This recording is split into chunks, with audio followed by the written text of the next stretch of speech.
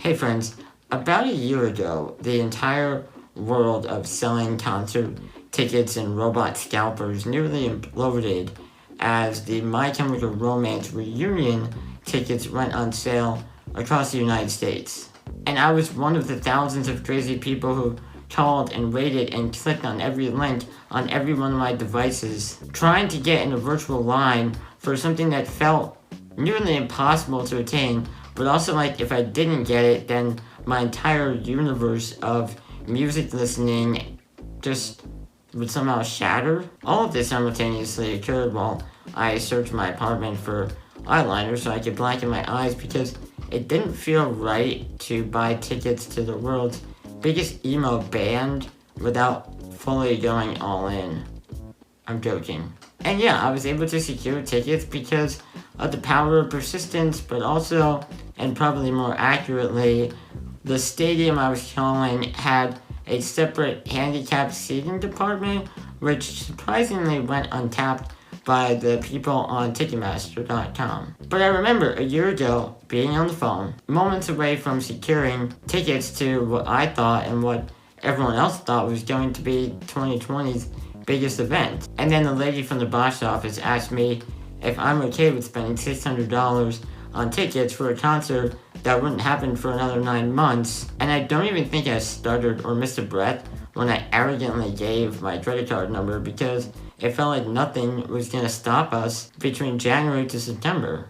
Of course, 2 months later, the entire world shuts down. And I'm not joking, the first thing I thought about was the concert, but I didn't think about getting a refund when they offered them. I naively thought there's no way this concert doesn't happen. Because there's no way this sudden doom to humanity can somehow stop the entire emo population from congregating for a few short weeks in a sweaty mosh pit surrounded by skinny jeans. Right? I mean, please somebody tell me I'm okay. Trust me! But this video isn't about the pandemic and how it ruined all of my concert plans and all of your concert plans and how I'm still paying off my credit cards. Because on the anniversary of buying those tickets, I have no regrets. Instead, I'm thinking about the hundreds of thousands of people who weren't lucky enough to connect with Denise in handicapped seating ticket office, which raises the question, why was every kid emo?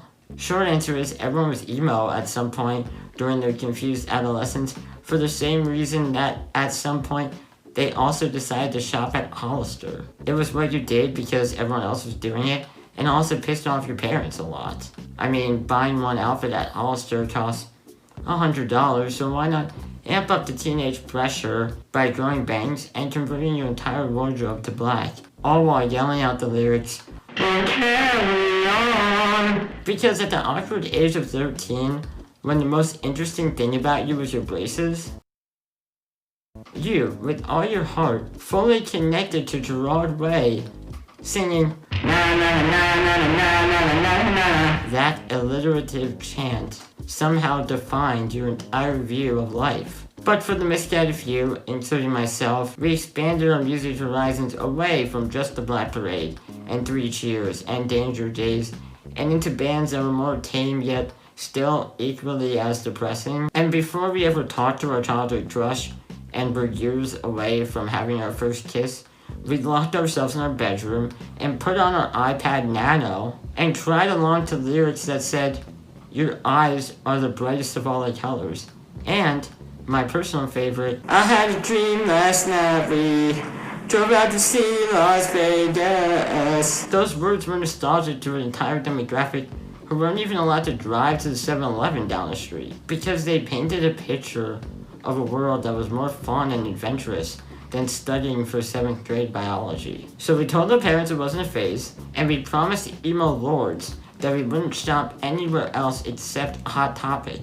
All of the bright perfume-soaked Hollister pastels were thrown in the trash because we had moved on to boys and girls who painted their nails and dyed their hair crazy colors and wore jeans that were 3 sizes too small because they were brave enough to express themselves on the outside the same way every lonely and angry and confused preteen was feeling on the inside. That's why every kid was emo, and that's why I still am. It's not just a subgenre of music. It's a way of life. And in the hollowed words of My Chemical Romance, it's not a fashion statement. It's a death wish. Okay, if you're emo and you know it, press that like button like you're trying to straighten your dyed hair. And subscribe to my channel. Comment below, tell me your favorite bands.